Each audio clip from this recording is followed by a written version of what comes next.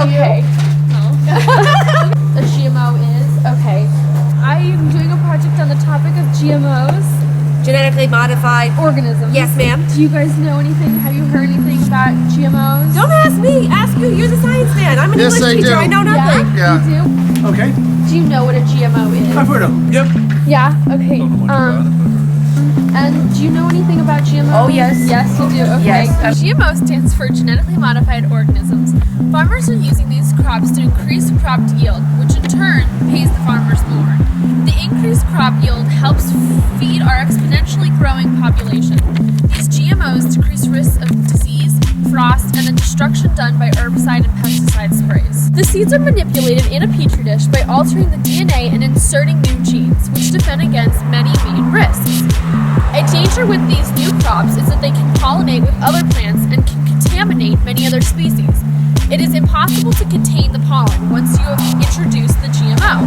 The genetic variation among native crops is decreasing because of the cross-pollination. The crops can throw off entire ecosystems. If a crop were resistant to a certain insect that eats it, all of the insects will die. Then all the animals that rely on that insect will need to leave and find food elsewhere, or they will die too. It starts a chain reaction that is impossible to reverse. There are no solutions to get resistant crops without hurting the environment, but there are ideas to reduce the negative effects.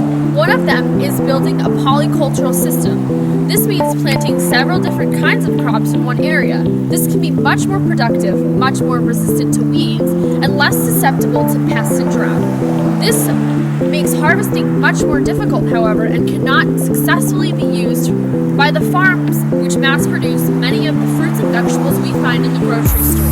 The one true solution would be nature and its natural selection system. This is why it's so important to support organic farming, because the less chemicals and genetically modified seeds that enter our system, the more pure and natural the plant DNA, and therefore none of the issues that come along with GMOs. The best way to support the natural selection system is shopping organically or locally at farmers markets. Let's hit the streets and see what average consumers think about GMOs. What have you heard about them? I know about most of the big ones like corn, they got all like the Monsanto and all of that stuff. So Okay, what have you heard? The growth hormone. Or what have you heard about them? I don't know enough to have an opinion. No. To be honest with you. Okay. Do you think GMOs are good or a bad thing? Bad. Bad. Why did you say that? The side effects and the information that's not known about it.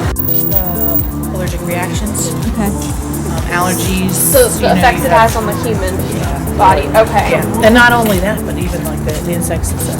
The They ecological said downsides. the actual plants aren't. They all work really well in the environment. So Right. they're changing the environment to negative. Yeah. What do you think makes it a bad thing or what makes it a good thing?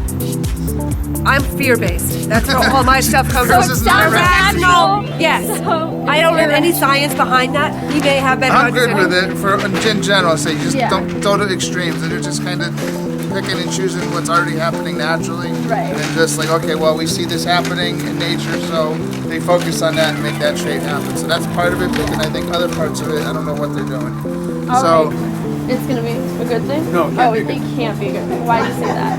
Well, I think that's you're changing the way things are naturally. At some point, it's gonna come back and get us. Well, the bad thing about it is that when you modify food and you are trying, nature needs a balance. The initial payoff is not going to perhaps work down the road. Many people aren't aware of the negative effects of genetically engineered crops, and some are.